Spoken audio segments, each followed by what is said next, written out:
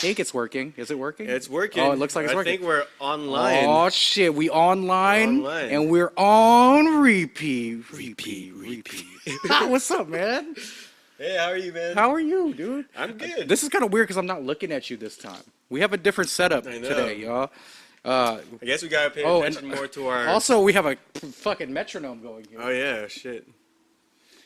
But anyway, what's up, man? Long time no talk. Yeah, pretty good, pretty good. Oh, wait. We forgot to do the intro. Oh, yeah. What the fuck is up? It's your boy, Medium Frank. And Dark Ruffalo. You know why he's called Dark Ruffalo? Why do they call me Dark Ruffalo? Because at night, you come into houses, and you like shake shit. I can't think of it. I forgot to think of one again. Use that one. I know. You know where I use it on? What? There was a podcast we recorded a couple weeks ago that we lost the audio to. Oh, yeah. You want to talk about that? Yeah, so we've been gone for a while. It's been a busy summer. It's been a surgical summer. You know? Shut up. But Pusha T dick rider. It's been a surgical summer, man. Fuck you. I love Drake. I've been a fan of Pusha T since this summer, man. Since that beef. But so we've been doing this, planning this mid-year special for you guys For a while. For a while. Yeah, we're stupid. And we recorded one. We sure did. Yeah, it went perfectly. It went amazing. This is just a tribute to that to that amazing podcast. Yeah. But as you can see, we have cameras now. We got cameras. Yeah, we're getting some funding, some proper funding. As you can see, we have a tarp on the back because we're planning to splat shit on there. It's about to get wet. Y'all in the splash zone. What tarp? Are you talking about outer space? Oh, my bad. I forgot. That's outer space. Well, by the way, we got funding to go outer space. Thank you, Elon Musk. Shouts out to you, Elon. I heard you. Isn't he dating some? He was dating someone crazy. I don't know. Fuck, I can't remember who it is. All right, whatever. Let's move on. But anyway, so we did that mid-year special, and it went dope. We like revealed our lists to each other. Mm-hmm. You know what I mean? There was like we genuine. were both surprised. Yeah, there was genuine reactions, and we're never gonna be able to recreate that. No. So I just burped. So what we're gonna do today? Well, what are we gonna do today, actually? Well, we're gonna go with through our mid-year list. When we did it, the footage we lost, I went first, and then Kevin, or who the fuck's Kevin, man? Talking about Medium Frank. You mean Frankie? Then Frankie over here. You giving my government name to it? But anyways, so we'll go with our list, but this time we'll go like one after the other. Got you. So what he's trying to say is last time he gave his full 10. He gave his top 10. Yes. We talked about it, woo wah woo wop. And then after that, I gave my top 10. So it was like, you know what I mean? I think what we're doing now is, fuck. I guess you said it better than I did. Well, we'll start from the number 10 spot. We'll go down from there. Yes. And move our way up to the number 1 spot, to the album we thought, or any EP release that we thought was the best so far this year. Yep. And keep in mind, these lists can and will look very different at the end of the year. Yeah. I mean, since we did our mid-year list before, it's actually changed. Yeah, I've definitely got some significant changes to what it was before. Mine's not that significant. One group just got bumped off and replaced by a different one. I think I know which one got bumped off. Well, yeah, it's my last one. Yeah. The crazy thing is, one of mine did get bumped off, but it was not my number 10 last time. Oh, okay. Yeah, nigga.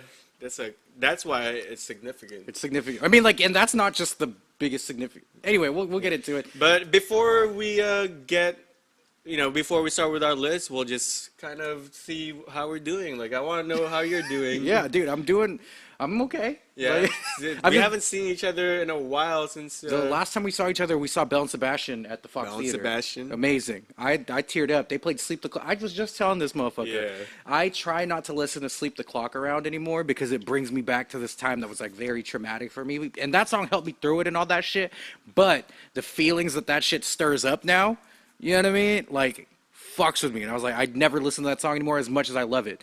These guys play their full set. They do the whole fake encore bullshit. We're like, oh, we're going home. And we're like, no, come back. And they're like, okay, we'll come back. You know what I mean? They did that shit, and they fucking encored with Sleep the Clock Around. And I was trying my best to not cry. I don't know if you saw me. He didn't see me cry. I didn't see him cry. I heard him, but no.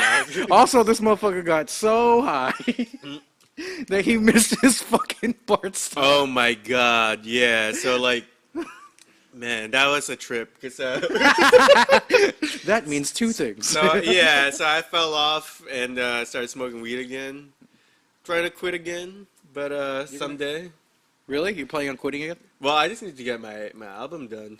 And then I can start again. But yeah. Speaking of which, album update, what's going on? Well, I'm just upgrading everything in the studio just so that we'll get better recordings. But I'm working on this EP. Yeah. And I mean, I'm excited for it. I don't even know if it's an EP or an album because like 7 songs now. It's, 7 songs, but I mean, I called 225508 an EP and it was 7 songs. Yeah. We were just ahead of the curve before Ye and these motherfuckers started doing it. You know what I mean? But yeah, I'm gonna be releasing that. It's gonna be called L.O. Love. L.O. Love, bitch. You're gonna start to see a rollout of that, so watch out. I'll put down the links later for our Instagram and all where you can wherever find the fuck. Yeah, true indeed. How have you been though, personally? This past few. That sounds like we're gonna hear some real shit. Let's see. I mean, I barely know what's happened the past few weeks because I've just been high all day, every day, and I felt like I didn't feel any of the last few days happening. It's been a blur. Oh, I feel that. Yeah. I feel that. That's like my whole life. I'm high every day. No, I mean, well, hopefully you get to wherever you want to get to, whatever that is. Rich and famous. No, word. And still getting high. Yeah, and I mean, you know? For free too. It's hard to do both at the same time. True. You have to get to the fame first. It's like Lily Allen says, man. Yeah. I'm not gonna say it yet. But before we get started on the list too, I would be remiss because like we talked about this at length last time. Yeah. But I feel like it's just like not appropriate anymore to like really talk about it. It's kind of the time has passed. Well, I mean, we still have our 2 cents about it. So. Yeah, but I just feel like at this point everyone's had their say, and it's just like getting like. I don't know. You can still talk about what you want to, though. Well, it was just about the about XXXTentacion. Yeah. So R.I.P. him. R.I.P. Jimmy Wapo too. Pretty sad. Yeah. I mean, as far as the XXX, you know, I never listened to him. I know he has like not the most ideal past. He seemed like he was a shitty person, and right now the clash between people, you know, there's his fans who like love him and who's like, you know, kind of idolizing him as a martyr almost. Yeah. Well, other people are saying, "Oh, I'm glad he's dead because he was horrible, right? He was an abuser." Which, like, for me, I always show respect to the dead, but yeah, you can't just let go what shitty things they did. Yeah. The only thing I'm gonna say is he's still a young guy. You know, there's plenty of things that could have still happened to him. Yeah, all I'm gonna say is like, yes, he was a shitty person. I wasn't like a huge fan of his music either. I just like think that like again, he was 20, dog. Like, even though he was like everything he had done up to that point was terrible, and I don't excuse or condone that shit. That's why I never supported his music because I didn't support him as a person. Yeah, me neither. But after somebody gets clapped at 20 years old, like damn, for people to go on social media and like legit make jokes about it, it's like man, we don't have a shred of empathy left anymore. You know what I mean? Because again, like I don't support anything he does or anything he did. He was a terrible person, but at 20, there's a lot of changes you could make and a lot of things you could do to like make up for that shit.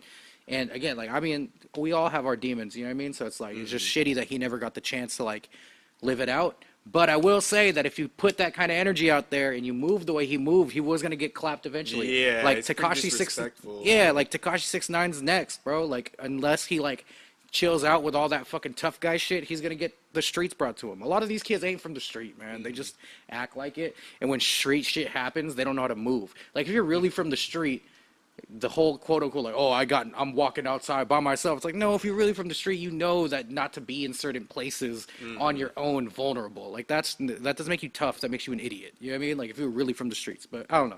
That's it. R.I.P. to both of them. R.I.P. It's sad. Yeah. Yeah. Hopefully y'all fuck with me this much when I get clapped. There's gonna be two camps. You're like, I'm glad Medium Frank is, you know. And there's two camps. I'm glad Medium Frank's dead. And who?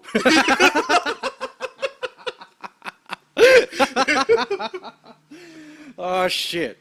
Was there anything else significant in pop culture recently? There was that whole Childish Gambino accusation of plagiarism. Man, I don't buy none of that. Even when XXXTentacion was going at Drake for that shit, man, I'm like, man, nobody knows you, my nigga. Like, shut up. That would be like me going like at Chance and be like, you stole my song, and then Chance can be like, who the fuck are you? You know what I mean? The thing is, the guy, what's his name? It's the name of the song. It's American Pharaoh, right? But this guy, he's not even mad. He's not raising the accusations. It's just other people. Yeah, that is shitty. shitty. Love drama. Yeah, it's fucking childish. Childish. I'm in my fucking bag. But anyways, anything else? Anything else there? What did we talk about last time that was important? Just the Tentacion thing. The Tentacion thing? Yeah, I guess the rest is like we could cover in the list actually. Yeah, like it's like Drake dropping. You know what I mean? Like that's pretty much it. Yeah. All right. We'll get started with number 10. Number 10. Who's going first? I guess I'll go first. So my number 10, it was Flatbush Zombies. I remember. If you remember. Yeah. Because I listened to it after you put that there. Yeah? And I was like, all right. yeah. That's Flatbush. Flatbush. Yeah. They're talented, but they're not really. They're not pushing any boundaries anymore. Or like they're not doing anything interesting anymore. Like I love Flatbush, but like it's cool songs. It's not bad. There's way worse things out right now. I feel like for their image too, they need to come out with a more concise album. Yeah. You know, we need to get more of them. Their personal stuff. But anyway. Yeah, I think I agree. Like, I think they just, like, they've gotten by at just being able to rap really well. Yeah. And it's like, well, where's your concepts? Where's your songs? Exactly, you know what I mean? yeah. All right, number 10 from fucking Dark Ruffalo. Number 10, it's Jack White's Boarding House Reach. Ooh, so this one dropped, huh? Yeah, it was number 9 to number 10. Yeah. Got pushed, but I really... Right there. Right there. Shouts out to Jack White. I always wanted to fuck your sister or wife. We might have to edit that. We might have to edit that out.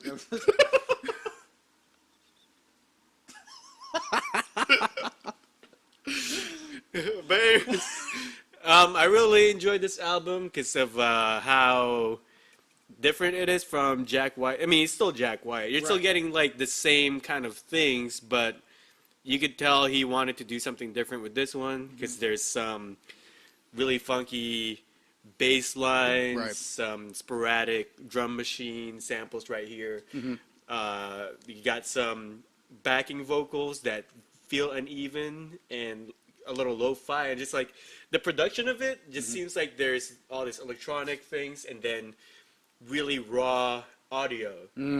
So I just like, I just like the mixture of the production and the songs. It's very thematical. There's this one song called I think it's called Everything You've Ever Learned, and it starts off with like, this is from everything you've ever learned, and it sounded like that's tight. It sounds like a commercial from the future. It sounds like that's fucking tight. tight. So, and that's what I liked about it, because while listening to it, I felt like I was in kind of like a cyberpunk type of future, like Space Odyssey, and I'm listening to this album. You know? That's cool. Yeah.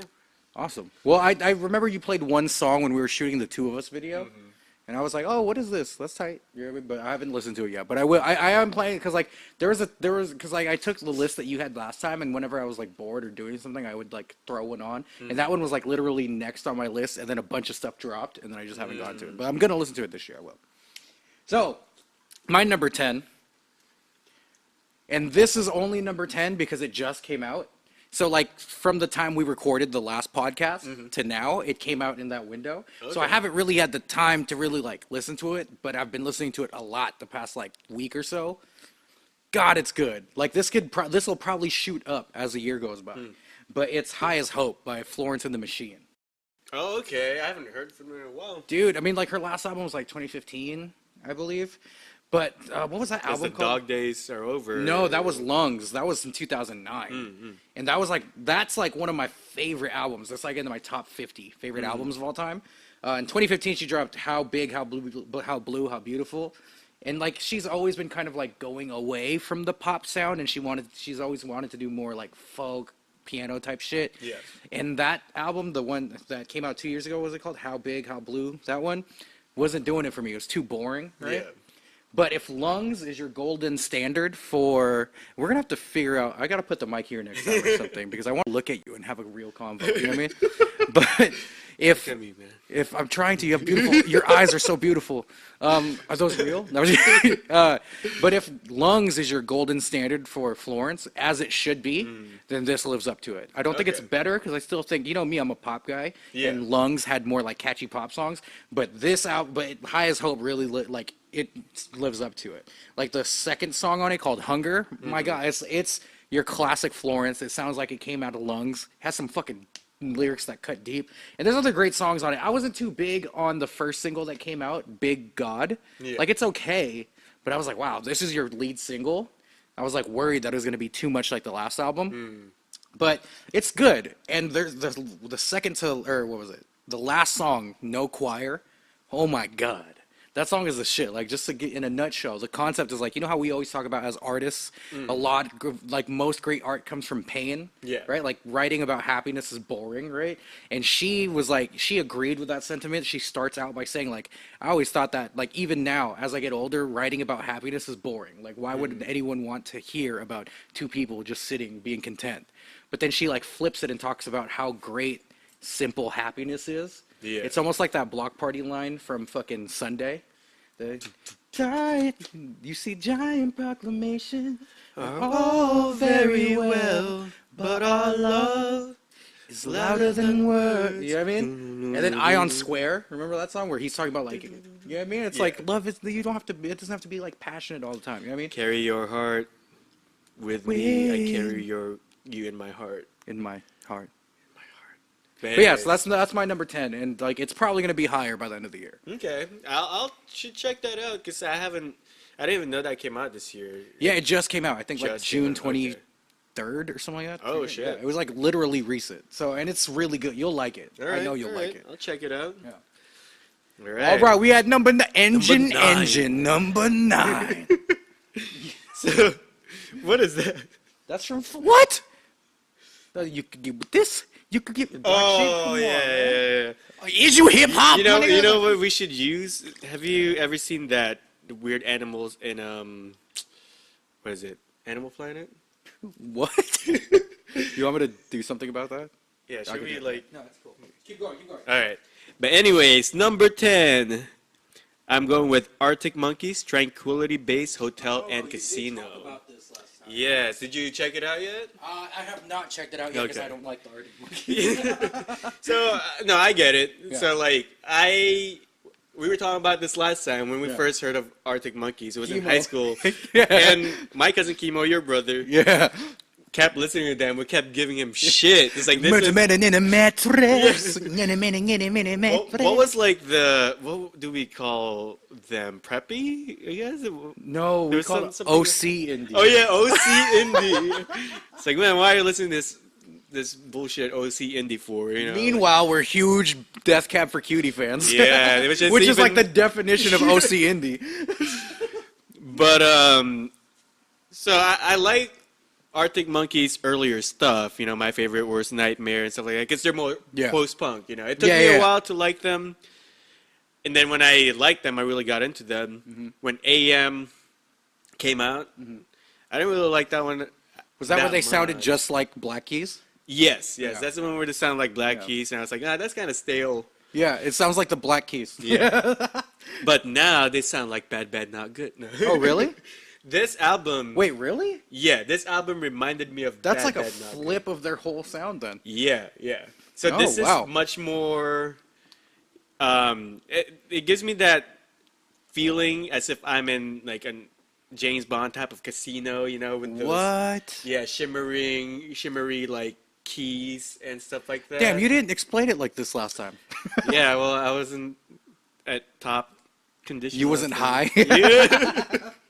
But that's the feeling you'll get out of it. Like, I really like the production that they have for here because it sounds like an old production. Yeah.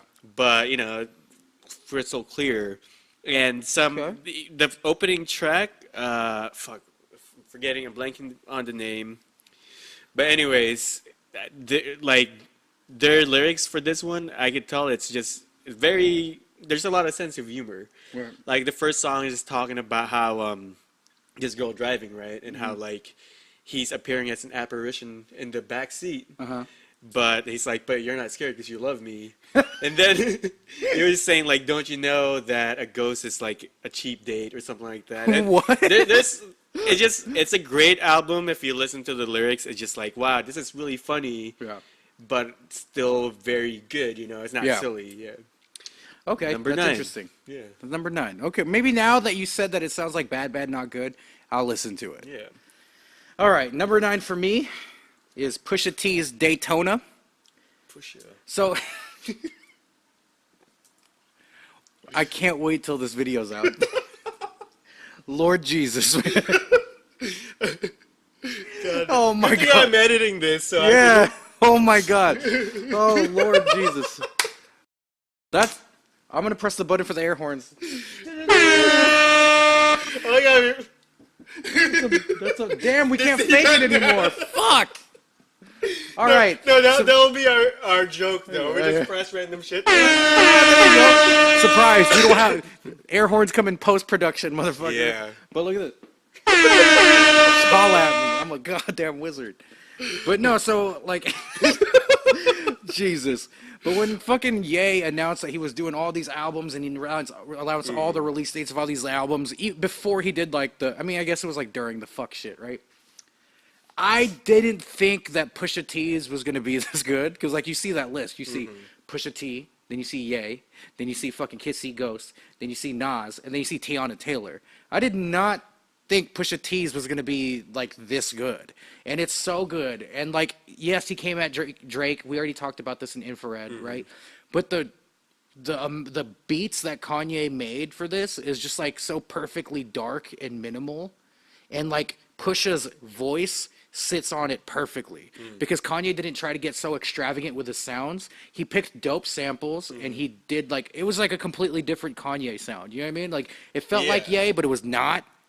I'm not talking about the album Ye. That's confusing now. But Pusha's voice, like everything Kanye did production-wise, made Pusha the star. And when Pusha's voice, he has one of the best rap voices in the history of hip-hop. So if you let that run shit, it's perfect. And you'll be hard pressed to find a mainstream rapper that raps better than Pusha. You know what I mean? Yeah. So I thought it was really great. And then the album cover, which was Whitney Houston's fucking like Jesus fucking Christ. You know what I mean? Yep.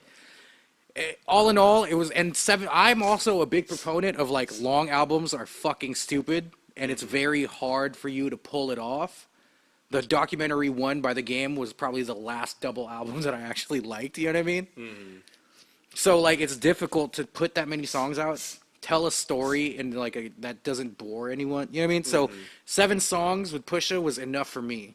So I thought it was really well done. It's still one of like the easiest 7 songs to listen to as well. And it's like every song you put on, you're like, woo! You know what I mean? It's a damn good album. Yeah, I like that ad lib. Woo! And the yuck. Yeah. But yeah, that's my number 9. Yeah, piggybacking off of that though, like it's interesting too because Pusha T had an album finished before he brought it to Kanye. Right. And Kanye's like, I could do this better. So it's right. Like, yeah. And there's like when it comes to Kanye's greatness, sometimes you got to take his misses and just be like, it's okay, because he does some genius shit like that, and you're like, damn, my nigga, like that is crazy. You know what I mean? He needs to be in like the right frame of mind, I think, you know, and like I think because he's working with so many people, his creative juices are flowing. Right. Yeah. Anyways, you done with 9? I'm done with my 9. That was my number 9. Number 8. Number 8. It's Czarface meets MF Doom. Damn. Was this 8 for you last time? I feel like it was lower for you last time. Oh no, it was higher for you last time. No, it was. Oh, it 8. stayed the same. Yeah. Okay. Yeah, it was 8. Okay, cool. Yeah. So this stayed the same. I really like this album. I listened to it a couple times. It's not an album you keep listening to. It's it's something you listen throughout a couple times, and you just like really take everything in. What I like about this album is how comical it is and like theatrical. Yeah. How it feels. Like there's a lot of, like MF Doom or like whoever he works with, the samples, they always sound like they're from an olden time, like the 40s, I'd say, and stuff like that. For sure. Because he's like a comic book character. Yeah, yeah. And then with this album, that's what you're getting. You feel like you're introduced into a world of comic books, but like the old comic books that you'll see in Saturday morning cartoons, the Hanna-Barbera type of like animation, right? But like they kind of tell a story about them actually meeting, Yeah, man. Like when you showed this album to me, even before we did the Lost podcast, right? I was already intrigued because I was like, wow, there's a hook on this song. Yeah. MF Doom don't really do that. You know what I mean? And then I went back. This was one of the albums I listened to after the list, and I would describe it like watching a movie. You know what I mean? So it's like it's not something that I'm going to put on every day. Yeah. But it's like a good movie. You know what I mean? Yeah, yeah. So like I'll watch it like every month or so. You know what I mean? And I thoroughly enjoyed it. And when it ended, I was like, that's it. Yeah, right. And it's not a short album. No, not at all. You know what I mean? So it's like. Well, they have a lot of like.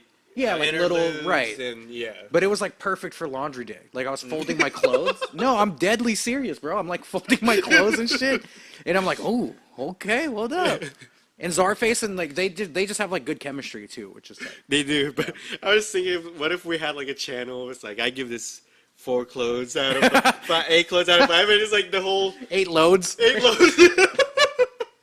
And the whole time, like the whole, like let's say podcast or show, you are just folding clothes. That would be actually a cool like review method. Yeah.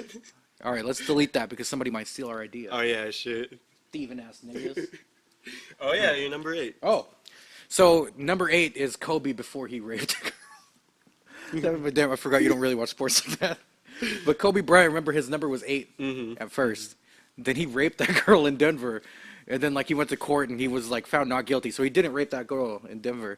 And then, like, he changed his number to 24 and we all forgot about it. Like, right? Yeah, so, like, 8. Like, this is rape Kobe. That's not the same Kobe. You're like, I don't fuck with that Kobe. But both numbers are retired by the Lakers now. Oh, LeBron James is with the Lakers now. What? Yeah. And Boogie Cousins is a Warrior now. Fuck the NBA. Anyway, that's pop culture. Okay, my number 8. This moved up for me. I guess there's no other way. I was trying to like tease it. Like a dramatic. Yeah, no. Number 8 is in high school I was in a band called Soccer Mom.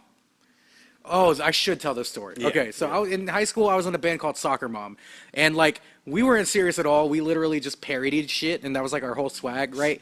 But our shows were so stupidly funny that motherfuckers was like seeing it, like come to see us, and we got to play like some pretty big shows at San Jose and stuff like that. But so there's that, right? The beautiful thing, there's sometimes the thing that I hate about Facebook and Spotify and Pandora is like all these algorithms where they try to predict what you like based on the shit that you give them, right?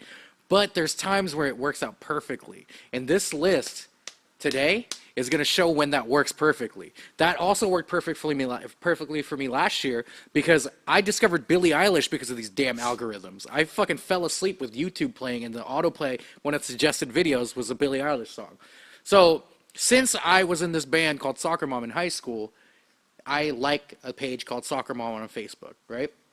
Facebook takes this and is like, oh, you should see this ad for this new band that's opening up for Paramore this year called Soccer Mommy.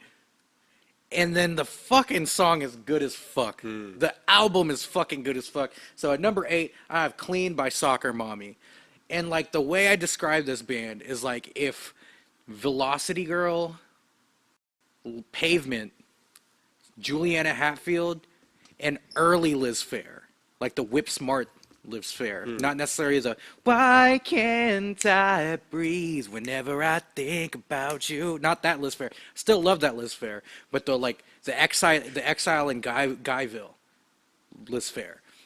This album is so good, dude. And like they're opening for Paramore, like I said, their single is called Cool, and that's like a late 90s, early 2000s college rock, indie, alternative, whatever the fuck, throwback. The video is so good. She just like Sophie, the lead singer, she just writes amazing songs. She has a very like Sarah Shannon-y from Velocity Girl voice. And then there's another song there called Last Girl, where it's just, again, like it's just great lyricism. Yeah. Number 8, Soccer Mommy. This was number 10 last time we did it, but it's grown. Yeah, I remember that. Yeah, that's a big jump, actually. Yeah, I mean, like, it was one of those things, too, where, like, I haven't been really listening to a lot of indie rock lately. Yeah. But that has made me go back and listen to all that stuff. It's even had me listening to some, like, pop punk albums that I was fucking with 3 years ago, or 4 years ago. So, yeah, no, great album. Everyone check it out. It's on Bandcamp still for, like, hella cheap, and they're opening for Paramore, so go see them. Cool. I was just gonna talk about a little bit about those YouTube algorithms. Yeah. So YouTube, I think, thinks I'm like a flat earther because he keeps sending me flat Earth shit, and I was like, I watch them. Yeah, that's why. It's because you keep watching like conspiracy theory shit. How many times have you seen Zeitgeist in the past month? Shit. Well, none at all. This one. How many like UFO videos have you watched recently? Not much in a while. Although I do believe. Guess what? If I was YouTube, I would send you some flat Earth shit too. Fucking weirdo. But if I'm watching UFOs, that's gonna contradict with the flat Earth, man. What? Because people in the flat Earth videos, oh yeah, that's like, true. What the Bible says is like. So You're it's right. gonna conflict. So you're right. All right, fair enough. But anyways, what number we on? Lucky number 7. You earned a mean. So I told you about this before. You seem pretty interested about it, but American Utopia by David Byrne. Oh yeah, no, that I actually haven't listened to yet, but I'm like such a. Okay, go ahead. Do your thing. Well, yeah, like what made you interested about it when we talked about it before is I told you it kind of reminds me of David Bowie. Right. Like it reminds me of like older David Bowie and the new Black Star album, which was amazing. Amazing album. Yeah, it's one of my favorites. Yeah. But this album is great because you could tell it's trying to have a political stance. Yeah. Mostly about America, you know. Yeah. Like there's plenty of songs here where the lyrics are just talking about animals and stuff like that. How like chickens, you know, what is he saying about chickens? Something about chickens going to heaven and stuff like that. Every day it's a miracle. But like he has, this album is just really great to listen to because you get the content of what he's trying to say, and he's not like so coded, you know. David Byrne, he sounds like a normal everyday guy trying to give you analogies. Yeah. But he has these songs that reminds me of David Bowie, and then some songs that feel so lush. Yeah. And, you know, like with guitars and synths only, like that it reminds me kind of Blonde by Frank Ocean. Oh, really? Yeah, I mean, it doesn't have the Frank Ocean voice. Right. But like the production, the feel for some of the songs, it feels very like summer, you know, like that's what Blonde gave me, that feeling. Except this one is like summer in America, but then you get that industrial sound sometimes that just feels like, okay, this is still capitalism. This is, you know, and there's a lot of Animal Farm references. Yeah, that's what I was gonna say too. Like, I think that's another thing that intrigued me too, because I'm a huge Bowie fan. I thought Black Star was a shit. But then you also mentioned that like you felt like there was like some like allegories to Animal Farm, which is like, yeah, we all read it in America in high school and shit. But that's like a fucking amazing novel. You know what I mean? So, yeah, that's my number 7. That's your number 7? 7. You done with number 7? Done with number Let me 7. stall while I pull up my number 7. No, my number 7 is one that it's I'm pretty sure this one stayed at the same place. And again, it's not because it's like some sort of masterpiece or anything like that. It's not like there's some crazy narrative behind it. It's just because it's just like a bunch of songs that I listen to a lot because it's fun to listen to. It's bangers. You get bangers. You get like R&B stuff. Oh, I think I know what this and is. like Yeah. and no matter what you think of this person, because they don't necessarily write all their shit and all that stuff, doesn't matter. You know what I mean? Like, the songs make you feel a certain way, and you put it on. Like, when girls come over, I'm not like, oh, hey, let me put on this fucking, like, you know what I mean? Like, this album that's gonna make you think and shit. No, I'm putting on this album. And it's fucking Invasion of Privacy by Cardi B. I knew it.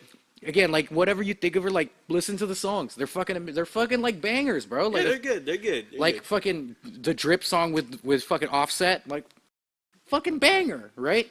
Fucking Bodak Yellow was the song of the summer last year, and if anybody says otherwise, they're fucking lying to themselves.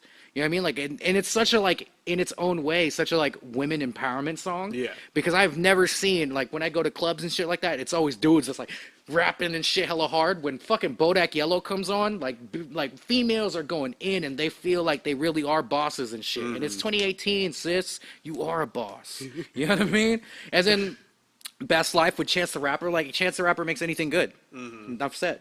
But Ring with Kehlani. Yeah? Ring, ring, ring, yeah. Kehlani's my baby girl, though. Like, I'm going to marry her one day. Oh, shouts out to Oakland. You know what I mean? And then fucking Bartier, like, come on. Like, it's all just hard-ass songs, dude. And it's like, of course, it's not one of those albums that anyone's going to declare. It's album of the year. Gets a Grammy. But it's just like fucking, how many songs is this? Like, what, 14 bangers to put on at any time. Also, some of the best verses on this album by Spanish rappers, J Balvin and fucking Bad Bunny. They go fucking in on I Like It. So, boom, there it is. I love Cardi B's Invasion of Privacy. I love it. I don't give a fuck. Yeah, I listened to that album not all the way through, but I was really liking it, and it's like a perfect. I mostly was listening to it while I was going for a run. It's a perfect music to listen to when you're going for a run. Right. Yeah. Like, if I'm feeling emotional and I need, like, support to get through something, am I putting this on? No. But if I'm just like, yo, I gotta, like, fucking, like, make this fucking drive entertaining. Yeah. You know what I mean? Or, like, I'm fucking, like, cleaning my kitchen. Or I'm taking the trash out. I like it like that. Hey, you know what I mean? So yeah, that's my number 7. Now since you said that, if I'm emotional, I need support. I just imagine if you're like going to your Say, friends. little bitch, you can't come with me if you wanted to. But I can also see you like when you're like need like advice from your friends. You play a song first, you know. It's like. And it's just like fucking, I like it like that. Fucking bitches in the mood. Okay, we at number 6. Number 6. 6. Devil's Kiss. Anyways, so number 6 is Parquet Courts, Wide Awake. That was the one that I couldn't remember that you kept telling me to listen to. This is, I mean, they've been around for a couple of years now, but this is a good band, and it's crazy for their style. You wouldn't expect them to be on Ellen DeGeneres' show, but they were. They were? Yeah, because their style is like post-punk and gunshots outside. No, it's 4th of July. I have PTSD, though. Right. I'm sorry. But anyway, I like how I catch gunshots outside. I just have PTSD. It's 4th, we're recording this on July 3rd. Oh, yeah, shit. Yeah, niggas is blowing shit up. You know what I mean? Anyways, great album. Some of my favorite songs is Total Football, Wide Awake. And Wide Awake. Why I like this album is just pretty solid and consistent. I like the instrumental, you know, the production of it. It's, you know, whenever there's like kind of funky post-punk bass, like that's when post-punk kind of shines, is with their bass lines. It's just a fun listen. Like there's a lot of political kind of jabs or statements they're making. Yeah. But at the same time, it's not like so content heavy that you can't enjoy it. Right. Like, it's kind of in between because they have lyrics that say, what is it? Autonomy and something aren't mutually exclusive. And like you're not going to hear that in a pop song. No. You know. But yeah, it's a great song. Listen to Wide Awake if you want a more upbeat intro to this album. Even the opening track is actually good. And what's also great about this is like if you like 80s music, you are gonna get some of those which I do. drum sounds, like the kind of like the tick, tick, tick, tick, yeah. kind of bell. So yeah, like a lot of 808 sounds and shit. yeah, so you'll get a lot of different mix of genres in this album. Yeah, even though it's mostly post-punk. That's super interesting, and their name is dope. Parquet Courts. Like, are they from like Boston? I don't know actually. Because the Boston Celtics are like the ones that are known for having parquet floors. Oh really? In the NBA, yeah. But yeah, that's interesting. That was one that I wanted to listen to as well. I just couldn't remember what. Yeah, and like I mean, back in high school, we listened to a lot of like a lot of post-punk. Post-punk. Gang of Four type shit. Yeah. You know what I mean? Yeah. I mean, so it will have that feeling, but at the same time, it's much more accessible than those. Got it. Those are a lot older, so a lot of people, it takes them a while to like. Right. But anyways, number six. My number 6 is an album that I wouldn't have listened to if it wasn't for you, and it's fucking No News is Good News by Franc. Yeah. And that album again, like for a while early in the year, it was my number 1. But like, of course, this shit comes out, blah blah blah. Yeah. But again, when it comes to Franc, dog, like it's just like the beautiful thing about Franc is he's able to relay messages that are profound in like a very concise and simple way. Yeah. And then the production on this was all by Illingsworth, right? Illingsworth, yeah. And he did all the beats, I believe. Mm-hmm. It's just another one of those situations where it's like he picked the right canvas to really let Franc shine. Yeah. And I'm a huge Little Brother fan, so I was hoping to get some fucking Percy Miracles type shit, you know what I mean? And we did. There's R&B on there, there's fucking rapidy rap in there. It's a very solid album. Again, one of those albums that it flies by. You're just like, fuck, it's done already, because everything kind of goes into each other perfectly. So, really great album. It was my number 1 for a while. But that's what happens when you put shit out. It's hella early in the year. Yeah. You know, right? Sometimes it could be a good thing, right? Sometimes you put something out early in the year and that becomes your standard. You're like, well, it's not better than this. Yeah. Right. But then it could also be one of those things where, like, come October, you kind of like already listen to it as much as you can, and you're not going to play it as much as you do. Yeah. So I don't know. I'm still a proponent of like dropping in the middle of the year, but so it avoids this. But again, regardless, amazing album. I don't see it falling out of my top 10 no matter what drops this year. Yeah. So, yeah. Same. Anyway. Well, spoiler alert. I was going to say too that. What was I going to say? Oh, as far as releasing too, though, like this came out in March. I think this was the best time for it to come out, though. You know, because. If you think about seasons too, you got to think about seasonal releases. That's true. This album came out in March when we're still like, I don't know, it's still heady. You know, it's just getting out of school. I think too that like when he dropped in March, there wasn't a lot of competition, so I wasn't listening to anything else. Yeah, you know what I mean? Like, yeah, I think summer's like when the blockbusters. Yeah, everything comes out. That's true. You're right. Okay, I feel that. I feel it. All right. All right. We're at our top 5 now. Top 5. So we're gonna get into. The more we get further into the list, the more we And we're already at 43 minutes. Yeah. But what I was gonna say though, what's this is how I know our podcast is working well, because the main premise of this podcast is for me to try to get you to listen to the things I listen to, and vice versa. Yeah.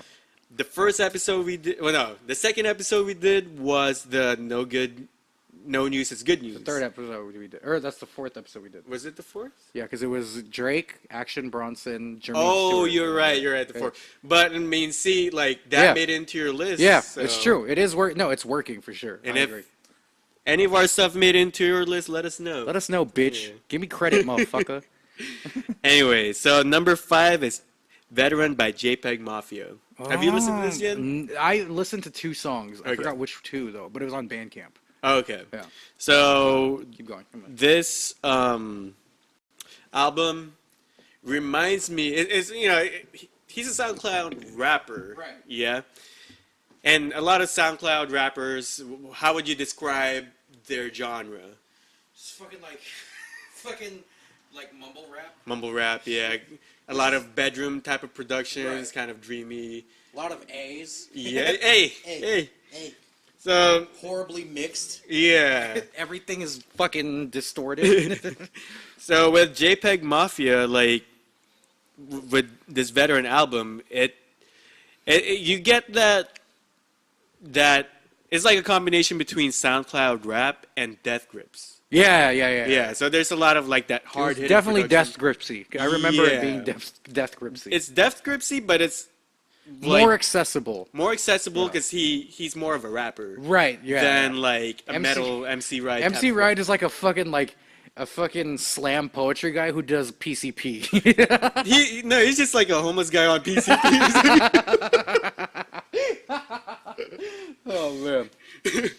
But like with this album, what I like is, like a lot of people compare it to Death Grips, which I could see, but to me it's completely different because this one kind of tackles all these strange sounds in a way that it just seems very dreamy. Yeah.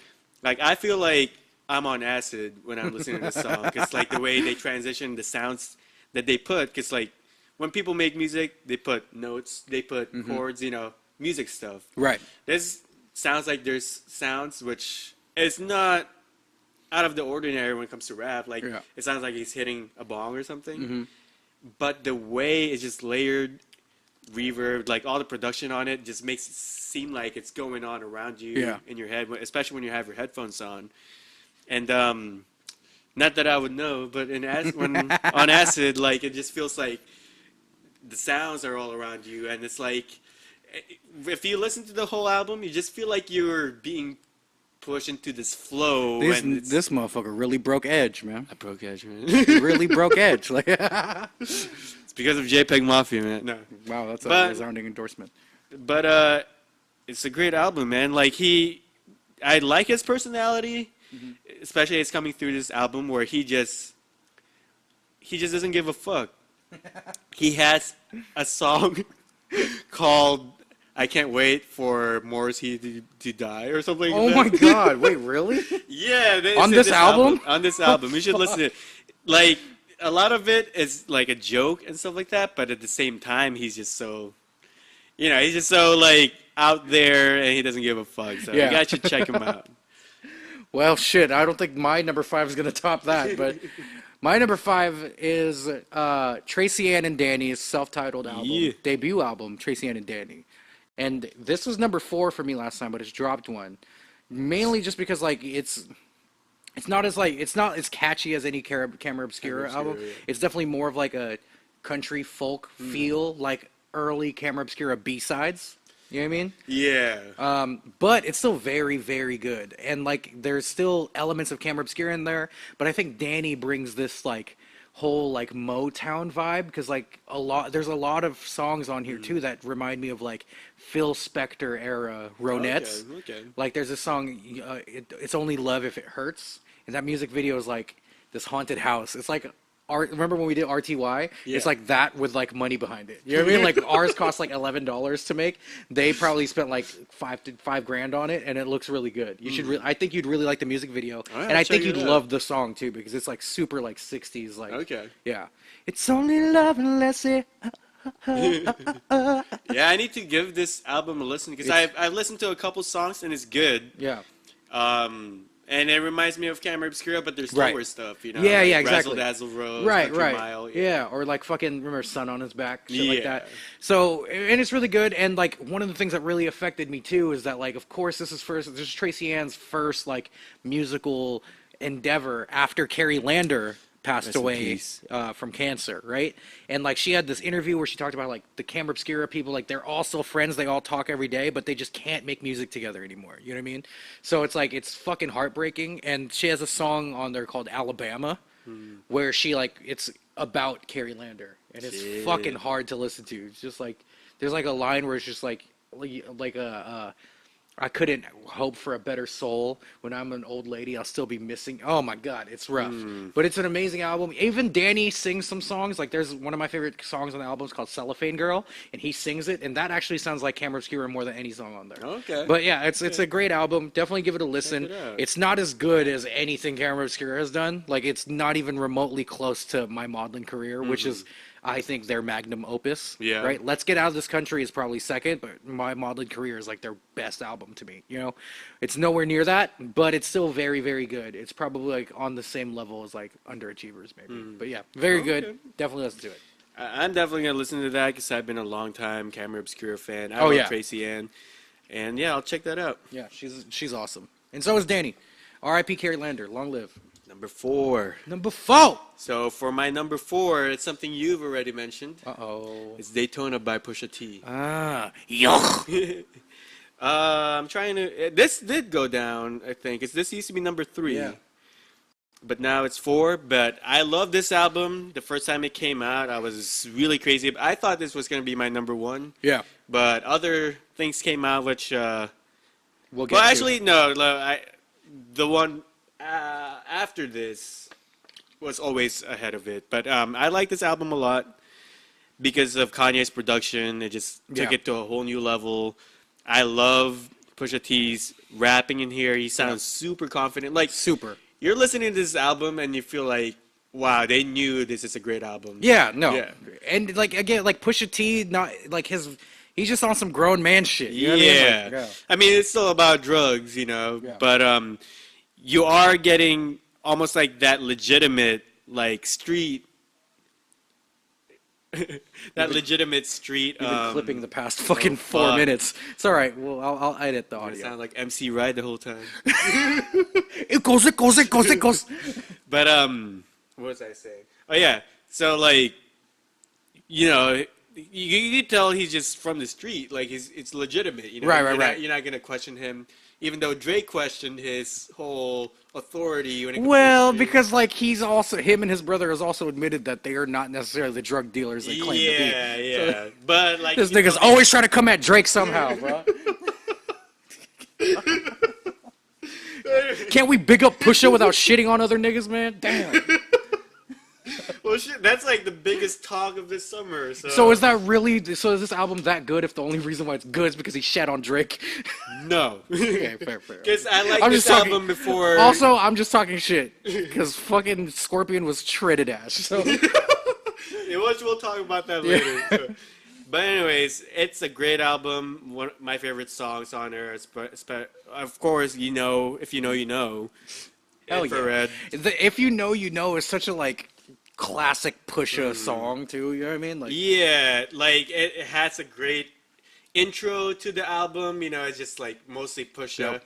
And it's like, okay, where's the flow here? Like, you could kind of hear the flow. Yeah. But since the song doesn't really kick in yet, you're like, okay, where's this going? Yeah. But as soon as the beat drops, that's like one of the best experiences of that for album. sure. I agree. Yeah. So that's my number 4. My number 4 used to be my number 3. All right. There's this remember where we were talking about algorithms, right? Mm-hmm. What? We were talking about algorithms and like how like a lot of times it's shitty, but like there's times where it really works, and I think in this case it really fucking worked because I again got hella high and fell asleep with YouTube on. Wake up at 3 o'clock in the morning and it's playing this fucking song by this rapper from Chicago who looks crazy. His name is Toby Lou, and he dropped 2 EPs this year, both very short, but there's no bad songs on either of them. The difference between the two of them are so slight. It's so slight. It's like fucking like Kyle Penis. Like I'm sorry. Who's Kyle anyway? You know what I mean? Who is that? I don't know what the fuck that is. But so the 2 EPs are fucking amazing, and the one that's a little bit less good is because it's just the songs didn't do as much for me as the other EP did. But number 4 is Toby Lou and the Loop. Right. This is the longer of the 2 EPs. This has 5 songs. The other one has 3 songs. But there's no bad songs on this. And Toby Lou is just such an anime head, cartoon head, that like he makes so many references to like other like animes like Sailor Moon, shit like that. But then he also makes references to like Cartoon Network and fucking Nickelodeon and shit. And the one on this album for sure is fucking Adventure Time, because he has a song called Buff Baby, which he fucking samples. I'm a rough, tough baby, but I dance like a man. I can shake it up, baby, I can shake it again. But he goes, I'm a rough, tough baby, but I dance like a man. Yeah, she a nice lady, but she shaking her, yeah. But that's not even the best song on it. There's a song called The Blue. So short, not even 2 minutes long. And it's just, and there's no real structure. It just unfolds, right? It's like there's an intro, verse, pre-chorus, chorus, outro. And it's just so fucking, like, it just makes you feel so, like, so good. Oh my God. So Toby Lou is a guy that, like, you need to look out for. Because, like, if you like Smino and Chemo, shouts out to Chemo Slice. Smino is, like, his favorite rapper right now. Because Smino's dope. But, like, so if you like the neo soul type of fucking like backpack rap, but then you love like Chance the Rapper, which is like more more mainstream neo soul ish, mixed with gospel, but still slaps. Toby Lou's the guy, and Toby Lou could like sing. You know what I mean? It's just amazing. And it's 5 songs. It's not gonna take up any of your time, and then you're gonna end up repeating the Blue 50 times in a row. I can't never listen to that song one time. So, Toby Lou and The Loop is my number 4. Yeah, so you brought this up last time, and I've actually I've listened to this a couple times, and I like it a lot. Yeah. Like I know it's gonna make it into my list at some point. Yeah. I just didn't really revise my list that much. I mean, we're gonna have a top 20 for the end of the year, Top so 20, I'm sure yeah. it'll be on there. Yeah. But what I liked about this album is like it just feels like it connects with me a lot when you listen to it. Like you could just feel the emotion that he's trying to convey. For sure. And I think that's one of the biggest things artists try to do is just like communicate that emotion. Yeah, for sure. Oh shit. We're Number top 3. So my third one, you've also brought up. Uh-oh. No News is Good News by Fonte. Oh, such a good album though. Great album. I mean, what more can I say? You've pretty much covered everything. It's just like what he talks about here feels so profound in the most normal way. Right. It's almost like a Buddhist monk telling you all these like things you already know, but it doesn't make sense until he tells you. Right. You know? No, it's true. Yeah, like if you guys want to listen to something that feels important, that could probably change your life, if not make you reflect on it. Yeah. Listen to this album because he talks about like real shit about growing up. I think a lot of times too, when I'm putting these lists together, and even just in general with music, it really like if the songs come to you at a specific time in your life, it really means that much more. And I feel like this year, like a lot of like my focus is to like self-improvement and reflection and accepting a lot of my shortcomings and being like, okay, it's time to fucking fix some of that shit. And No News is Good News.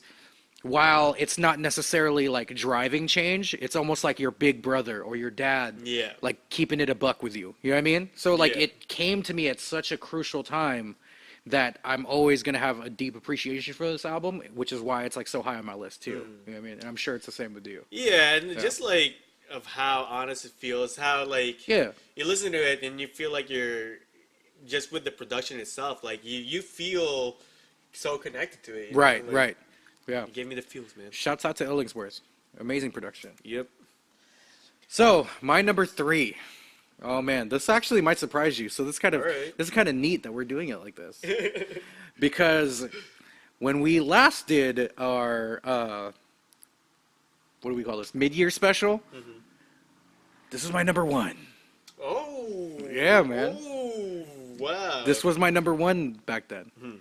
How much 2 weeks or 3 weeks could change things, right? But this could still go back to number 1 by the end of the year, depending on what happens, right? Because I still think my top 3, to me, it's like 1A, 1B, 1C. You know what I mean? Like it's so like close, you know? But it's Kids See Ghosts. But fuck, I don't want to take away from how much I love this album, because I like the beats. I said this last time, but the beats, it sounds like what Kanye wanted to do for Yeezus. But he did it better. Like he actually did it the right way. It's like he figured out how to do it, right? And Cudi, this is the first Cudi project I've liked since Man on the Moon 2. Yeah. Because like, and we talked about this last time, I think Cudi and Kanye are such fans of each other and such good friends. No matter how much you beef, right? Like that's how good, they're brothers. That's why they beef. You know what I mean? Like they just like know the best. They bring the best out of each other. Like Cudi sounds amazing rapping. Kanye sounds like decent rapping on this, right? And his beats are amazing. That first song, Fields of Love, That production is amazing. Feel the love. How could you feel the love? So that already sets the tone. Cuddy's doing that hook. The fucking beat is like this dark, Yeezy, like industrial hip hop. That like what Yeezy tried to do for Yeezus. And then the real first verse you hear, fucking Pusha T. We ain't worried about the mother niggas. We the mother niggas. Like, damn, like it's fucking hard. And then after that verse ends. Kanye's only vocal part in that song. At first, I was like, what the fuck is this shit? Yeah. I was like, no, man, I'm going to hate this album. I was like, no, why? But then as it kept going, and like at first it was like, okay. And then I'm like, as he started to do, because at first it was like, cat. And I'm like, all right, that's tight. But then when he goes, I'm like, oh no, it's getting a little awkward. But then the auto-tune kicks in. He's like, and I was like, oh shit, that was a fucking guitar solo. You know what I mean? So I was like, yo, I got it. And then it goes right into Fire, which is like almost like this fucking like Negro hymn. You know what I mean? Because like the way Cuddy's doing it, it's amazing, right? Then you have fucking Free. Oh wait, I skipped one. But Free is like fucking like Ty Dolla $ign's part in Free is just like, because like Kanye sings, right? I don't feel pain anymore. And it's tight, right? And the message is amazing, right? But he's not a singer, right? Even Cuddy's part, like it's cool, but he's not a singer. But when Ty Dolla $ign comes in with those lush harmonies, Free, Ty Dolla $ign is the star of that song. You know what I mean? Fucking amazing. But then before that song, the song before that, fucking Third Dimension. Fourth Dimension. Yeah. He samples fucking what's the guy's name again? Louis Prima. Yeah. Oh my god, dude! Like who would think? And it was a Christmas song by Homie. Like it's the funny thing that Kanye always does when he flips those samples too is he shows you what it used to be. So it's like, this is what I was working with. Whoa, what is Santa bringing? And then the way he flips it, it was very reminiscent of Jesus Walks. Fucking amazing, right? And then after that, you get to Reborn. Reborn is like, that sounds like Soundtrack to My Life by Kid Cudi. And that song, and like the lyrics of it and all that stuff, that actually fucking like talked to me. So out of all the songs on Kids See Ghosts, that's the one that I still listen to once a day. Because it's just almost like a mantra now, right? Ain't no stress on me, Lord. And then Kanye too. Never ever do you, very rarely do you catch me out. What was that? Cardio audio, let me jog your brain. Yeah. Amazing album. It was #1 2 weeks ago, and it could very well be #1 at the end of the year. And I'm sorry if I took all the talking points of it already. No, but there you go. That's my #3. Nice. Number 2. So we're close to the end. So my #2 was not on the list at all before. Oh shit. Yeah. We talked about it a little bit. Yeah. I said I didn't really listen to it much. Scorpion by Drake. Fuck no. I haven't listened to it yet. No. I haven't listened to it yet. But fuck no, Pusha T, bitch. I haven't. Have you listened to it? Yeah, I have. Okay. Well, we'll talk about it more after. But we should actually just do another episode where we talk about it. Oh yeah. You know, like the fucking like breaking news shit. Yeah. We should just do like a quick one of that because like you listen to it and then we'll talk about it. Okay. Yeah. That'll be our one of our next ones. Then. Yeah. Because we need to like double up on episodes since we missed so much. Yeah. And then we'll bring more to you guys. Yeah. Okay. But yeah, you go. So #2 is Year of the Snitch by Death Grips. What? Yeah. I actually listened to this. Really? Well, I'm going to let you get your shit off. Okay. Well, when this was rolling out, everything about this album before it came out is like so much hype, you know. They released they put on Twitter, because Death Grips, they come on and off of being online, being on social media. Yeah. So they disappeared. They come back on Twitter just saying Death Grips is online. Of course, the followers, what do? It's like they start memeing this shit, you know? They just keep retweeting the same Death Grips is online, but with different memes. And, like, that just shows the genius of their marketing, you know? I mean, we're not even talking about the album yet. Yeah, I mean, like, Death Grips, they're such a cult following that you don't have to do a lot in terms of album rollout for these. Yeah. So that starts. I find out later that they're working with the director of Shrek. And I was like, what the fuck are they making? Are they making Shrek is Love? Yeah. Shrek is Light? Shrek is Love. Shrek is like that. Yeah, so like I felt him penetrate my anus. Yeah. Anyway, go ahead. So to say that this is gonna be a meme album kind of thing, which I wouldn't put it past them. They're internet niggas. You know what I mean? Yeah. Streaky comes out as their first single, and like everyone was feeling it? Were you feeling Streaky? No, I wasn't feeling it. No. Even me, like, who's not the biggest Death Grips fan in the world, I'm just like, yo, like, because I also wasn't a huge fan of Jenny Death, you know what I mean? It's like they went a little too hard trying to be like a punk band, you know what I mean? And it's like, no, I like y'all for being edgy, fucking industrial hip-hop shit, you know what I mean? But, yeah, go ahead.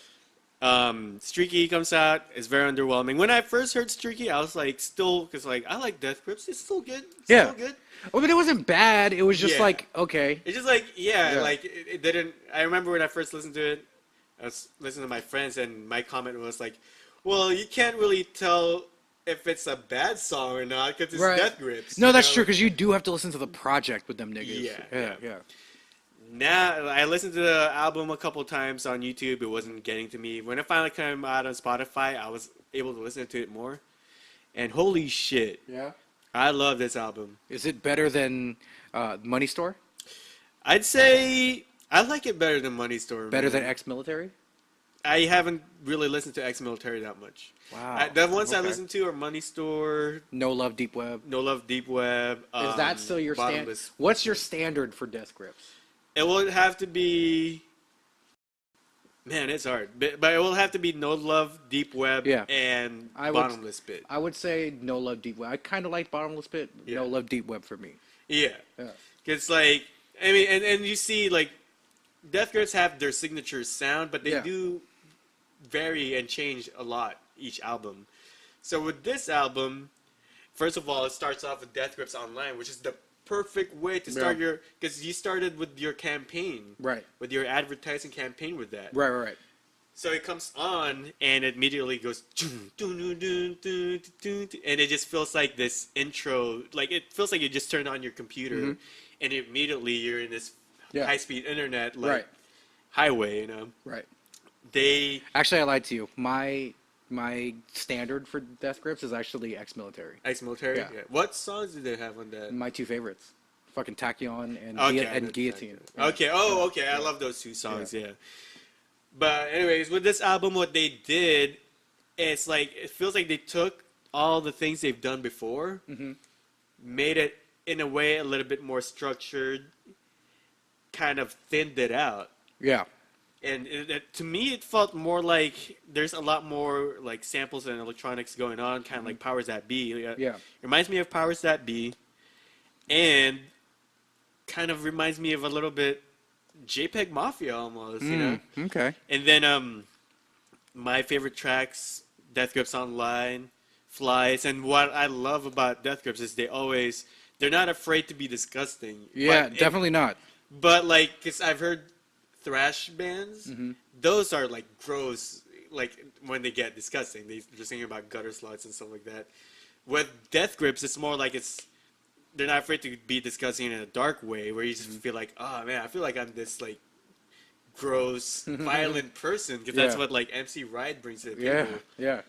But with this album too, MC Ride, usually he's like going crazy, you know? Yeah.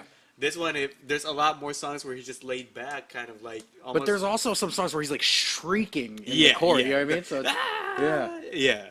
So another favorite song from this album is Black Paint. And they have more guitar samples going. I don't know if it's a sample, if they played it, but it just sounds more cohesive, and then in between songs, it just... chaos, you know, it's like this organized chaos. You know, I think like when I've only listened to this album twice through, and I feel like every time I start to like a song, I'm like, oh, I'm starting to fuck with this. It explodes into this thing where I'm like, nigga, you know what I mean? So like maybe I'm just not smart enough to like it. No, I don't think it's that. Like Death Grips, there's certain bands and groups that I end up really loving, but it takes me so while to really get it. Maybe Death Grips is one of those bands because like they're one of the most polarizing. My friends who are younger than me would play it, and I was like, "What the fuck is this?" And it's not until I started getting what it's about. Got you. Yeah. That I was like, okay, I love Death Grips. I just feel like the more they've progressed, and I get, like, I mean, I totally understand, like, wanting to, like, getting bored of a sound and wanting to, like, keep pushing. But I feel like they're getting further and further away from someone like me, what I would like. Because I thought Ex-Military was great. Yeah. Because at the end of the day, it was still hip hop. Yeah. But they were doing cool shit. Now I feel like it's other shit with, like, hip hop on top of it. You know what I mean? Yeah, it's it's definitely like that. Yeah. In this album, though, I feel like they are incorporating more hip hop sounds. Yeah, in a different way, because they have scratches. Right. Yeah. That's what I was saying. Like, every time, like, a song would start, I'm like, okay, bruh, this is the type of Death Grip shit I go, oh, shit. You know what I mean? Like, yeah. I mean, especially now, I think the more they go on, most of what shapes the sound of this group, I think, is the drumming. Yeah. And I think what was that sound? Oh, that's my printer. Yeah. Okay, sorry. But I mean, the more they go, I think the more the drummer's influence gets mixed in, which sounds like really metal. But gotcha. That's my number 2 pick. I mean, I'm actually pretty surprised, but I've also listened to it so I've listened to 40 albums this year, where I have it ranked right now. Even though I wasn't like a huge fan, I have it at 23. Oh, nice. So it's still high up there, and maybe it'll grow on me more. Because again, like, I feel like every song I like the first minute of it, and then it like turns into something I can't. Yeah. But yeah, I mean, like, again, every time Death Grips drops something, I listen, because at the end of the day, at least it's interesting. Yeah. I'm not gonna hear anything like it. You know what I mean? Yeah. So I always check it out. And then after I listened to it twice and I couldn't get it, I was like interested to see what Fantana would say, because that nigga is a Death Grips dick rider. Yeah, he loves Death Grips. Have you seen the review yet? No. Okay, are you gonna watch it? Yeah, I'm not gonna spoil it for you then. All right. Because like, but yeah. Anyway, so my number 2, mentioned this guy earlier, but it's Toby Lou and the Moon. This is 3 songs, and none of those songs are bad. And every time I listen to this 3-song EP, I replay it 5 or 6 times. And the song that I was talking about when I woke up and it was playing was Solange. The video is so stupid. It's just like him doing dumbass dance moves in front of a fucking green screen. And his hair looks like, I mean, he says it in the song, hair up like Susie from fucking Rugrats. Yeah. So he's just there doing this, and he's just like, hair up like Susie, hit the J like Juicy. And I'm like, what is this? And then he says, shoulder-lean like Uzi. I'm like, this is fucking fire. It's just so good, dude. And then, so that's the first song, Solange, man. And there's the person that produced all 3 songs is a guy, Facer. His, like, trademark is that he sings, but he auto-tunes it and pitches it so high up that it sounds like a female computer text-to-speech voice. Like Siri. Yeah, so she's like, fresh out the salon, hair long like Solange. And it's just like, what the fuck? Then the second song, what's that fucking second song called? Oh my god, why don't I know this off the top of my head when I listen to this more than anything else this year? The second song is called Lunar. I'm tripping. So this song, and another Facer's part, the I think I'm in love with you, but I don't think it's work. It's, again, like, it's Shmino and Chance put together. And like Toby Lou's, like, in hip hop, right? You either have your hard ass niggas or you have your whitewashed like rappers, right? There's never someone that's like in the middle, right? And I feel like Toby Lou is like perfectly in the middle, because Chance is a little too close to like being corporate America's guy. Yeah. Right? Even though he's still from Chicago, you know what I mean? But it's like, it's very like white. Like, he has such a positive right, image, it's so positive that it's like, almost like overly positive. Yeah. You're just like, nigga, shut up. But then after that, there's fucking Gunplay, who's still like, I'm still killing niggas, you know what I mean? Yeah. And then there's Toby Lou, who's in the middle, who's like positive. He's not out here trying to kill nobody, but like he's admitting how sad he is. Because like I feel like Chance has got to be sad. Yeah. You know what I mean? And Chance's like, no, I'm always happy. God is with me. I have a daughter. You know what I mean? And like, and also Toby Lou's just like, it's just very relatable, because he's like, how many rappers admit that they like fall short when going after a girl? They don't. Yeah, he's kind of like the nerd, the Peter Parker of right. rap. Yeah. But at the same time, he's still like, he's not too like pure. Yeah. You know what I mean? He's still talking about like, I'm out here drinking fucking Henny. I'm out here with these bitches. You know what I mean? Like, so it's just like, I feel like in the spectrum of hip hopdom, right? There's like the hood niggas, and then there's like the like uber positive corporate America guys. I don't feel like I'm either one, so I feel like I'm more in like the middle, more towards the right, this side than the fucking thug side, of course. Yeah. But I feel like I relate to Toby Lou more than I've related to any other rapper recently. And I think Coloring Book by Chance is like the second greatest album I've ever heard in my life, right? But I don't think he's as relatable because like he's so pure, you know what I mean? And I'm not that. You know what I mean? And in hip hop in general, it's always like we're almost every person that we listen to, it's someone that we can't grasp. Yeah. It's either someone that's so thug, I'm not a thug. It's someone that's so rich, I'm not rich. You know what I mean? It's someone that's so good, I'm not that. Or it's like somebody that's like Childish Gambino who's a unicorn, and I'm definitely not that. You know what I mean? Yeah. And Toby Lou, I feel like, is the most relatable rapper I've listened to in the past 10 years.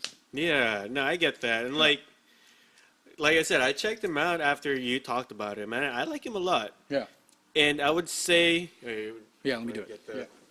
I would say with what you're talking about as far as the image of rappers, I think we're kind of getting an influx of, because there's a lot of SoundCloud rappers, a lot of like independent rappers out there. All these zany pop-in. Yeah, but I mean, not just in rap too, where you're getting like just everyday people putting their music out there and getting noticed. Yeah. And now it seems like there's more of a push for more honest expression from people. Right. Really drawing from who they are. Exactly. That's what people want to see now. Like who is this person? Like, Right. Other than what kind of thug is he? What kind of image does he represent? Exactly. Yeah. And it makes sense. And the crazy thing too is like he is still completely independent. I would say he's more independent than Chance is. As much as Chance says he's independent, he still does like exclusive deals here, exclusive here. Yeah. And even though he owns the masters for everything, he still like has deals. Whereas like Toby Lou uses fucking TuneCore. You know what I mean? Yeah. So I don't know, and he's also, but they're both from Chicago. I wouldn't be surprised if they do something together very soon. Toby Lou's on the way up, so definitely keep an eye out for him. I think he's gonna drop an album this year, and if he does, I might fuck my whole thing up because his 2 EPs are 2 of my top 5. Yeah, that's pretty. You really love this guy. I should really pay attention to this guy. Yeah, man. I mean, it's one of those things too where I think it's also right place, right time. I'm going through some shit that I could relate to him. So, but yeah, I mean, like I feel like he makes the music that I want Medium Frank to make. Yeah. So, all right. Yeah. So number 1 spot. From the number 1 spot. Number 1. So. Man, this has been going for too long, huh? Yeah, right. But we're almost done. Kids. It's almost bedtime for y'all. It's school night. Wait, no, it's summer. Yeah. Oh, I see what he's doing but here. If you stay up too late, you might start seeing ghosts. Spirit.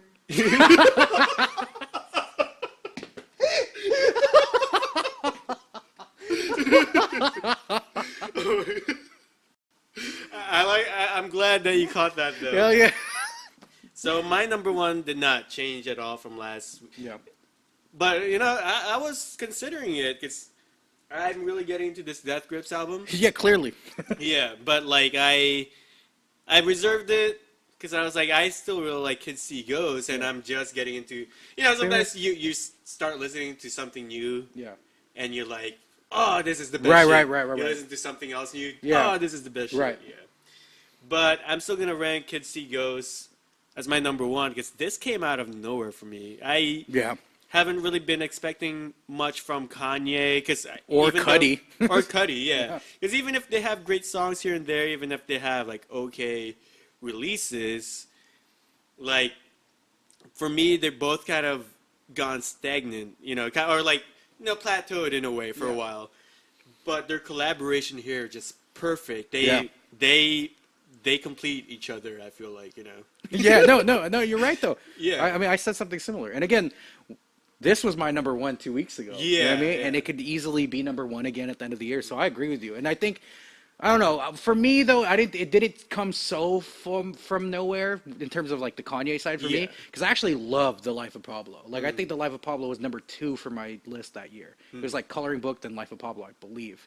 But like you said, they do complete each other. And I think out of all the albums that came out that was like announced by Ye, I did not think this one was going to be the best one. Exactly, yeah. And it was the best one. And again, the thing that separates my number 1 and my number 3 is just so slim.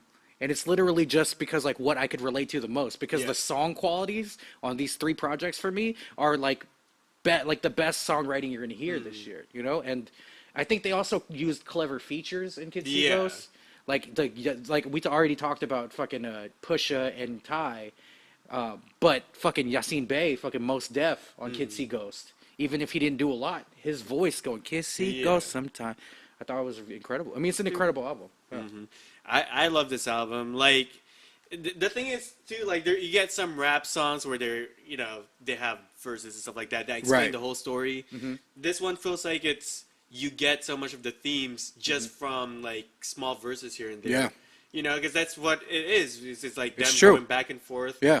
They don't like go into too much details. Like, no, this is what we're trying to say. They're just like, this is kind of like the vibe, the soundtrack for what we're trying to say, which is like, you know, we're just like these people that almost see ghosts because we're like, you know, our mentality right now is not at the healthiest it is. And then there's the other side of it too, where like, so you know, the song "Kids See Ghosts" is mostly alluding to how I forgot what the phenomenon was, but like how like kids could see ghosts, they could see ghosts, and they have these imaginary friends because their brain allows them to be open to those things. Whereas as you get older, your brain sets these guardrails where, you know, we don't see things. You know what I mean? This is very similar to how like dogs could hear a certain frequency and we can't. You know what I mean? So it's just, so I think that's super interesting too, and that's super relatable for me because like mental health is definitely like a big part of it. Should be a big part of everyone's lives, to be honest with you. But like Kanye gives you like this manic side where it's just like you could tell like there's something like there's just so much going on in there. Whereas Kid Cudi is just like, you could tell he's just so understimulated and he's just like longing for more. Whereas Kanye has like 1,000 things in his head at once. You know what I mean? So it's like two different sides of like people with mental health issues. So I always thought that was super relatable as well. Yeah, that's what I'm getting out of it too. I like the kind of dark feeling you get out of it because, you know, it's that whole concept of the Kids See Ghosts. Right. It's almost like also talks about them, like, you know, they're artists that a lot of people usually have problems with, because of what they say and their views. And like, I don't agree with Kanye at all. Not at all. But at the same time, I can see where he's coming from. It's like, I'm like this kid who's seeing ghosts and exactly. no one else can see it. Yeah, no, it's true. I mean, like, and think about, and both of them have very, very like different perspectives than the normal human, because they're both creatives first and foremost. They're very successful, and they're not necessarily in touch with like the normal world.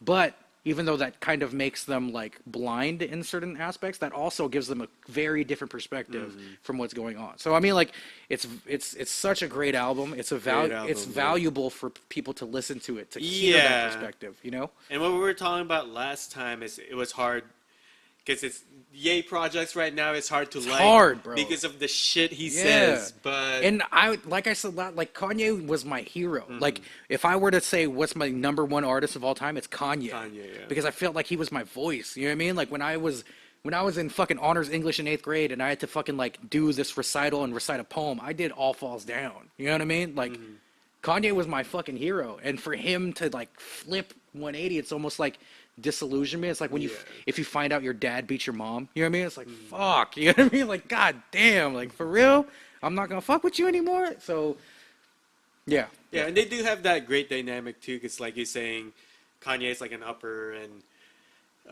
Cudi's like a downer, and even the things they talk, which is great, because like neither one took away from the other, or, you know, like overexerted themselves. Because you have Kanye when he talks about like usually like sex and stuff like that. Like with Fourth Dimension, he's talking about sex. Then Kid Cudi takes it at a different perspective. You know how like Kanye's Ye album was supposed to like talk and portray being bipolar. I feel like Kids See Ghosts did a better job because of the two different styles of people. But even sonically, there'd be times where it's just like, wow, you're either sad, you're confused, and then there's moments of clarity. You know what I mean? Free. Yeah, dude. I'm telling you, I had like a spiritual moment when Ty Dolla $ign hits that. Yeah, same here, dude. It's like and it reminded me of what was that George Michael song? The fucking Freedom. Oh yeah. Freedom. Like that is a very like very similar experiences. You know what I mean? And I felt like I was like lying in my fucking bed high as shit, and he goes, free, and I'm just like, oh my god, I feel like Lenny Kravitz is about to kiss me on my I thought Lenny Kravitz was gonna kiss me on my forehead, you know what I mean? and give me my fucking like clothes to like walk around. Fuck, if we ever get big that we have connections with Lenny Kravitz, we gotta make that music video, dude. Yes. Or even if I just have that experience for myself. Like not even you just record it and keep it in your library. Like not even fucking his daughter Zoe Kravitz or Lisa Bonet, his ex-wife. Like none of those two beautiful Nubian queens. I want Lenny Kravitz to kiss me. But yeah, it's a fucking amazing album, and again, it could very well be my number one again, and I wouldn't be surprised if it stays your number one all year because it's that fucking good. It's good, yeah. All right, your turn. My number one. This one's top two, and it's not two. This one had the biggest jump, and the only reason why it was lower in my list back then is because at that point it had just came out, right? And again, like the difference between this and Kids See Ghosts was 3, and Toby Lou in the Moon, that's 2. So slim. But this album, again, like when it comes to like songs and shit, like if it comes at an opportune time, at the right place, right time, it just sticks to your bones. But of course, the songs have to be good. The project itself has to be good. The production has to be good. The lyrics has to be good. And fuck, man, this one too is like I had been anticipating this album for a long time because the lead single dropped in December. But my number one is No Shame by Lily Allen. I knew it. I was waiting for that. It's like there's no way that it fell out. Yeah, no, it went from 5 to 1, dude. Because like the more I listened to it, and again, I too was like, am I just like a prisoner of the moment? But luckily, this album came out like I think at this point a month ago now, right?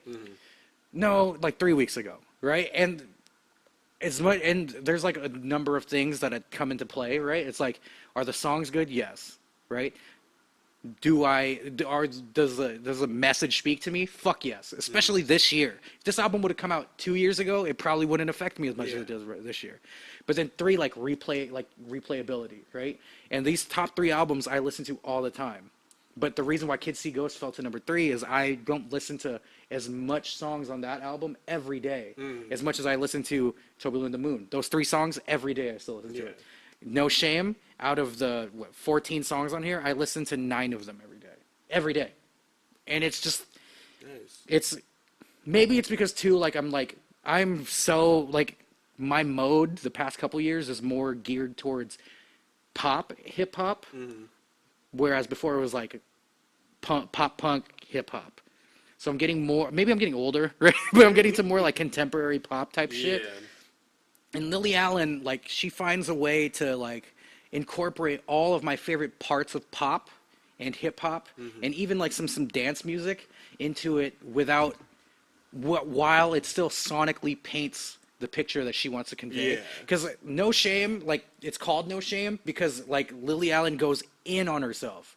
Like, she keeps it a buck about her own reservations about herself, but also about other people. You know what I mean? The first song on here, it's called Come On Then, which is like atmospheric trap pop version of a drum and bass song. Like the chorus goes into this crazy drum and bass drum pattern, but it's still a pop song, and it reminds me of like remember how I used to listen? I still listen to a lot of K and J pop, but like early 2000s, I was so into Mika Nakashima. It sounds like a Mika Nakashima song, but like there's lines there saying the pre-chorus is I'm a bad mother, I'm a bad wife. Like she. Like, but then after that she flips it because like that's what people are saying, right? She's like, so if you, like, she says like something like, if you go on record saying that you know me, then like why don't you, something nobody ever fucking calls me or something like that. But it's like, it's sad, dude. Trigger Bang came out in December. That was the lead single, and that again hit me at a time where I was like really like, yo, I need to make changes. And Trigger Bang is literally talking about how she geographically removed herself from LA because of all of like her addictions with drugs, her addictions with fucking partying. She wasn't being a good mother. She was cheating on her husband. You know what I mean? Like all that shit. But like coming to terms with the fact that she needs to get herself out of those situations she wasn't happy in so she could like be happy. You know what I mean? Then she has other songs like Higher. Higher is going to be a fucking hit song. Once it gets a video and stuff like that, it's not a lot of like profound meaning in it, but it's just like it sounds like one of those songs that's going to be on when you're at H&M shopping for clothes. You know what I mean? And then she has this song called Apples, where it's literally just like electric guitar, and she's just singing about how like she slowly fell out of love with her husband. And it's fucking devastating. And she keeps it a buck though. She's not like apologizing for it. Yeah. Because she's like, that's just how I feel and it's valid. And I get that. And then there's other great songs, but the last one that I really wanted to highlight is this song called Pushing Up Daisies. It sounds like a Chance the Rapper song because the person that produced the song All My Friends with Chance and Tinashe and Snake Hips, he produced this song, right? Okay. It's it's like almost like a gospel pop song, but it's still like pretty laid back because it's Lily Allen, right? She's not like hella in your face, right?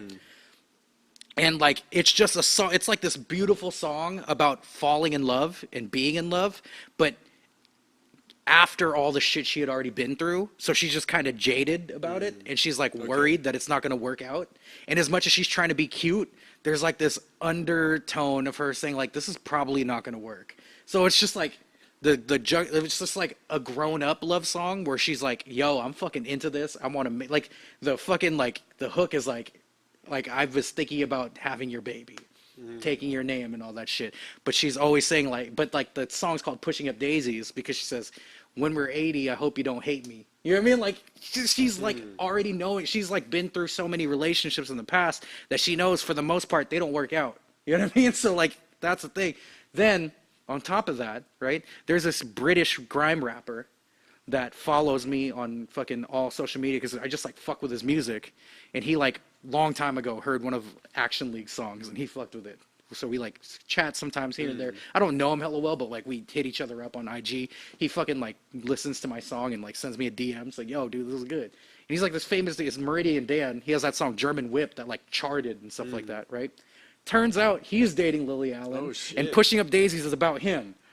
Yeah. So so here's some proof. I DM'd this motherfucker. I DM'd Meridian Dan and I said, word on the street is that my favorite song off of No Shame is inspired by my man's Meridian Dan. You always got something to do with my favorite music out of London. He responds, yo, bro, thanks, man. That tune is hard. The whole album is hard, but that one is special. Big up for the message. One love. Fuck, and this man. is where you see that. That's Meridian Dan, baby. Shit. So like that made the song mean so much more to me anyway, because like already the album is just like self-reflection. She like damn near hates herself, you know what I mean? But she's like, she understands she's making these changes because she just turned 30, she's getting older, you know what I mean? And then at the very end, it's a love song because she's starting over with somebody else, but she had been through all this garbage that she's like, this is probably not gonna work out though. You know what I mean? So like, my God, dude, it's such a fucking amazing album. And again, it might go down to 3 because of how good Kids See Ghosts are. There's still more albums that's going to come out this year. Yeah. Florence, that Florence album, that's 10 right now because I have only listened to it for like 5 days. That could be up there. So again, this list could look very different, but Lily Allen's No Shame, since it came out in 2018, it means so much to me, it's probably going to stay up there. So. Yeah, I mean, the last time you talked about this, you just talking about it, like affected me because I was like, oh shit, that's not like so relatable, like things I'm going through right now, the things she's talking about, like, and you're like on the other side of that because you know she's talking about the dude, right? So I was like, oh man, I'm the dude who's like, you know, shooting or like, stuff like that. So I'll check this album out, but it's like, I know you have to be ready for it. Yeah, no, you know? there was a while too where I was just like refusing to like pay close attention to it because I was like it might get too real, you know what I mean? She literally holds a mirror, so since she's not, it's almost like she knew that people, I mean it's almost like she didn't care if people were gonna like feel it because it was so introspective, but it's just like I feel so similarly to her that like her holding the mirror up to herself is holding that shit up to me, and it is a tough listen sometimes, but as you grow with it, it's almost like you're accepting your own shit. And it just becomes a wonderful experience. At the very least, if you're too scared to listen to the whole thing, right? Listen to Trigger Bang and Pushing Up Daisies. Okay, just listen to those two songs. To those, But then when you're ready to, you know, like deal with your shit. Because Pushing Up Daisies, take away the narrative of the whole album, is on its own an amazing song. But the thing that makes it stick to your bones is knowing the narrative that led up to it. You know what I mean? See, yeah. All right. Well, that's it. Yeah, we've got through our list. I hope you guys enjoyed that. Yeah.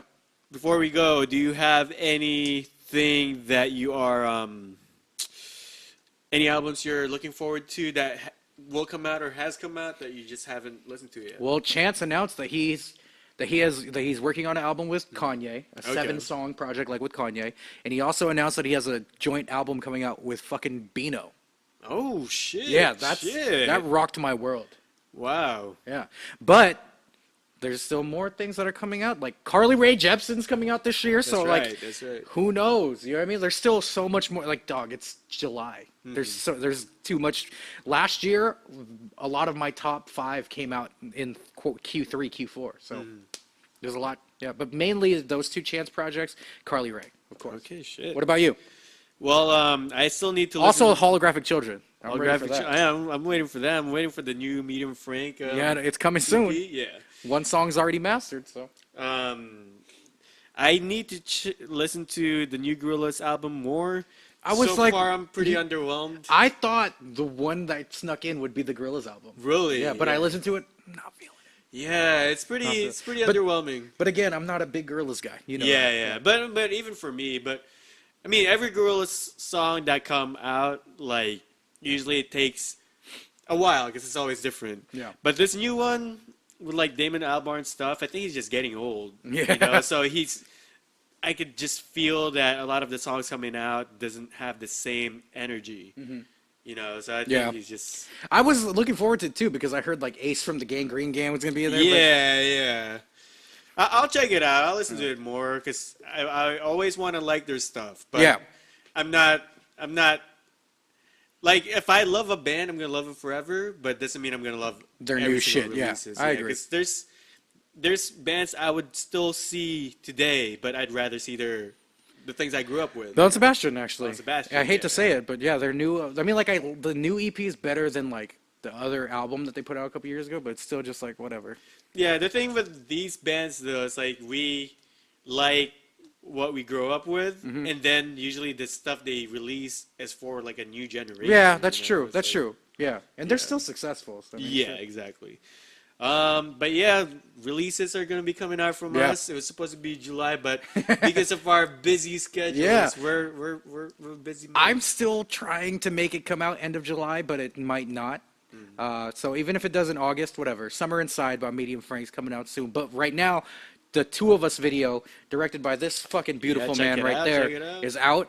I've been getting a lot of good responses on IG and stuff, so just check that out and link in the bio on my IG.